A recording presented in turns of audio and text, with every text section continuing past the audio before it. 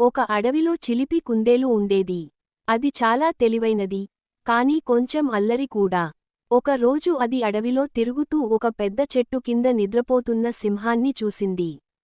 కుందేలు తన స్నేహితులతో కలిసి ఆడుకోవాలని అనుకుంది. కాని సింహం నిద్రలేస్తే భయమని అనుకుంది. వెంటనే ఒక మంచి ఆలోచన వచ్చింది. కుందేలు దగ్గరలో ఉన్న నదివైపు వెళ్లి పెద్దగా కేక వేసింది, అయ్యో!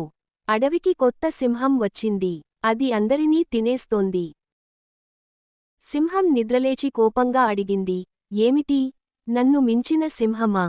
కుందేలు చెప్పింది, అవును మహారాజా. అది నదిలో ఉంది. మీకంటే పెద్దది. సింహం కోపంతో నది దగ్గరకు వెళ్ళింది.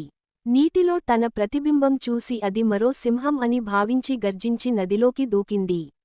నీటిలో పడి మునిగిపోయింది. అడవిలోని జంతువులన్నీ ఆనందించాయి. కుందేలు తన తెలివితో అందరినీ కాపాడి, అందరితో కలిసి హ్యాపీగా ఆడుకునేది.